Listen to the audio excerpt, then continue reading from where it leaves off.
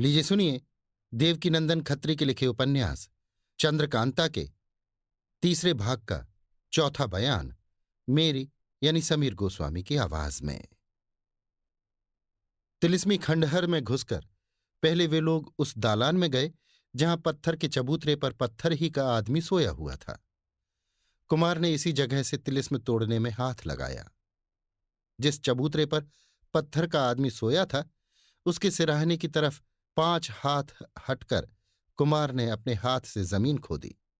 गज भर खोदने के बाद एक सफेद पत्थर की चट्टान दिखी जिसमें उठाने के लिए लोहे की मजबूत कड़ी लगी हुई भी दिखाई पड़ी। कड़ी में हाथ डाल के पत्थर उठाकर बाहर किया। तहखाना मालूम पड़ा जिसमें उतरने के लिए सीढ़ियां बनी थीं। तेज सिंह ने मशाल जला दी। उसी की रोशनी में सब कोई नीचे उतरे। खूब खुलासा कोठरी देखी। कहीं गर्द या कूड़े का नाम निशान नहीं। बीच में संगमरमर की खूबसूरत पुतली एक हाथ में कांटा दूसरे हाथ में हथौड़ी लिए खड़ी थी। कुमार ने उसके हाथ से हथौड़ी कांटा लेकर उसी के बाएं कान में कांटा डाल हथौड़ी से ठोक दिया। साथ ही उस पुतली के होंठ हिलने लगे और उसमें से बाजे की सी आवाज आने लगी। मालूम होता था मानो वो पुतली गा रही है। थोड़ी देर तक यही कैफियत रही। यकायक पुतली के बाएं दाहिने दोनों अंग के 2 टुकड़े हो गए और उसके पेट में से 8 अंगुल का छोटा सा गुलाब का पेड़ जिसमें कई फूल भी लगे हुए थे और डाल में एक ताली लटक रही थी निकला। साथ ही इसके एक छोटा सा तांबे का पत्र भी मिला जिस पर कुछ लिखा हुआ था। कुमार ने उसे पढ़ा। इस पेड़ को हमारे यहाँ के वैद्य अजायब दत्त ने मसाले से बनाया है। इन फूलों से बराबर गुलाब की खुशबू निकलकर दूर दूर तक फैला करेगी। दरबार में रखने के लिए ये एक नायाब पौधा सौगात के तौर पर वैद्य जी ने तुम्हारे वास्ते रखा है। इसको पढ़कर कुमार बहुत खुश हुए और ज्योतिषी जी की तरफ देखकर बोले, ये बहुत अच्छी चीज मुझको मिली। देखिए इस वक्त भी इन फूलों में से कैसी अच्छी खुशबू निकलकर फैल रही है। तेज सिंह, इसमें तो कोई शक नहीं। देवी सिंह, एक से एक कारीगरी दिखाई पड़ती है। अभी कुमार बात कर रहे थे कि कोठरी के एक तरफ का दरवाजा खुल गया। अंधेरी कोठरी में अभी तक इन लोगों ने कोई दरवाजा या उसका निशान नहीं देखा था, पर इस दरवाजे के खुलने से कोठरी में बखूबी रोशनी पहुंची। मशाल बुझा दी गई और ये लोग उस दरवाजे की राह से बाहर हुए। एक छोटा सा खूबसूरत बाग देखा।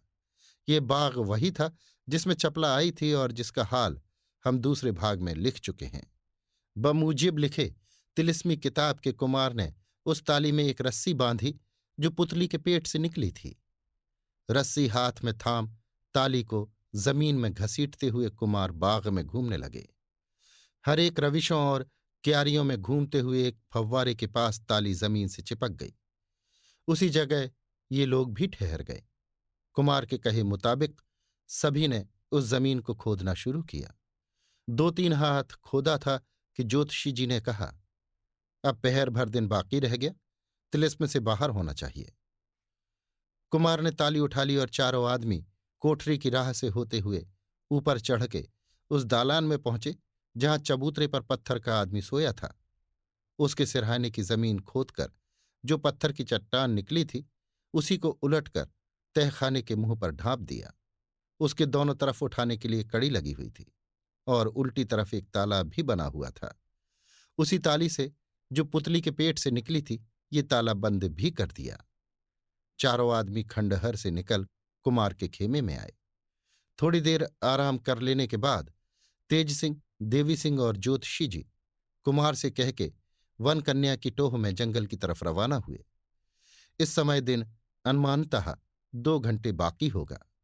ये तीनों अय्यार थोड़ी ही दूर गए होंगे कि एक नकाब पोश जाता हुआ दिखा।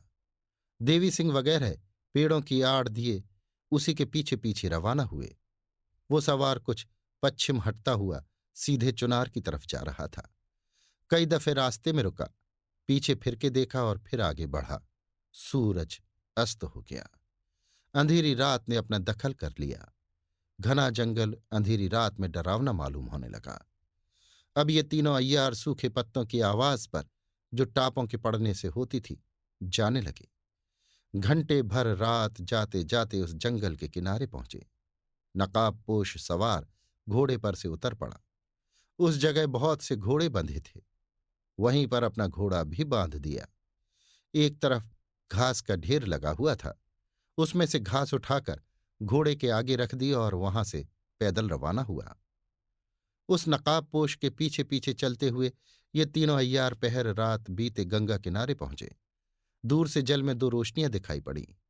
मालूम होता था जैसे दो चंद्रमा गंगा जी में उतर आए हैं। सफेद रोशनी जल पर फैल रही थी।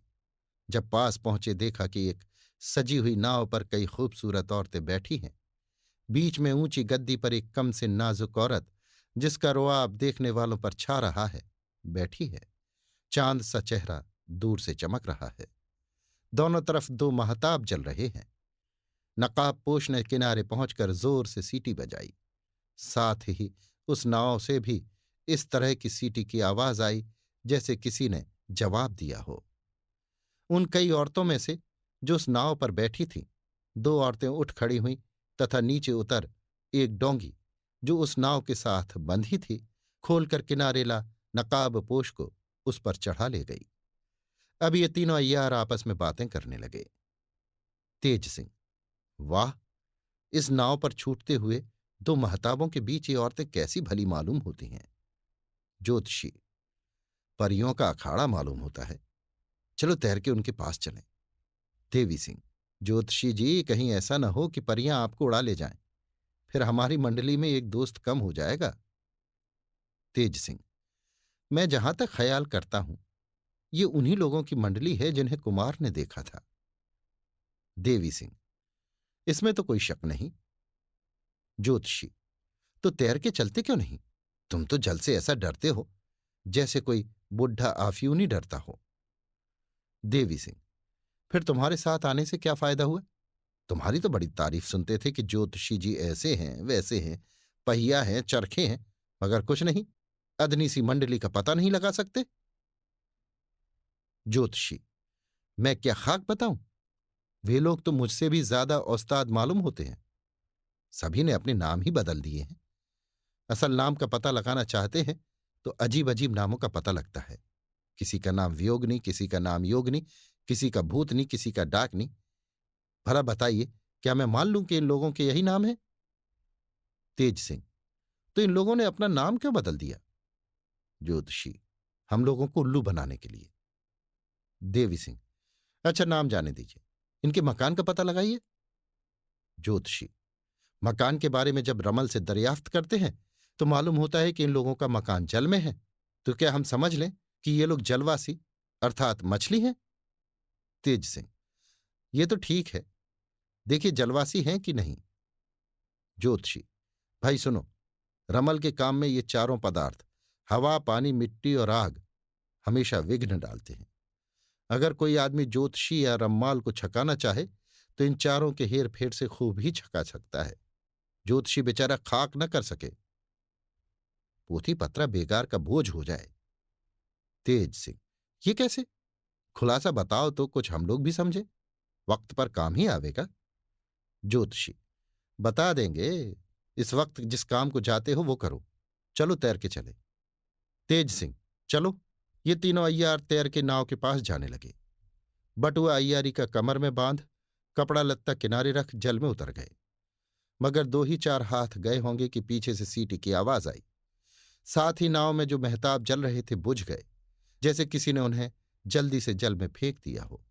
अब बिल्कुल अंधेरा हो गया, नाव नजरों से छिप गई। देवी सिंह ने कहा, लीजिए चलिए तैर के। तेज सिंह, ये सब बड़ी शैतान मालूम होती हैं। ज्योतिषी, मैंने तो पहले ही कहा था कि ये सब की सब आफत है। अब आपको मालूम हुआ ना कि मैं सच कहता था। इन लोगों ने हमारे नजूम को मिट्टी कर दिया। देवी सिंह, चलिए किनारे, इन्होंने तो बेढब छकाया। मालूम होता है किनारे पर कोई पहरे वाला खड़ा देखता था। जब हम लोग तैर के जाने लगे उसने सीटी बजाई, बस अंधेरा हो गया, पहले ही से इशारा बंधा हुआ था। ज्योतिषी, इस नालायक को ये क्या सूझी कि जब हम लोग पानी में उतर चुके तब सीटी बजाई? पहले ही बजाता तो हम लोग क्यों भीगते? ये तीनों अय्यार लौटकर किनारे आए। पहनने के वास्ते अपने कपड़े खोजते हैं तो मिलते नहीं। देवी सिंह, ज्योतिषी जी पालागी, लीजिए कपड़े भी गायब हो गए। हाय, इस वक्त अगर इन लोगों में से किसी को पाऊं तो कच्चा ही चबा जाऊं। तेज सिंह, हम तो उन लोगों की तारीफ करेंगे, खूब अय्यारी की।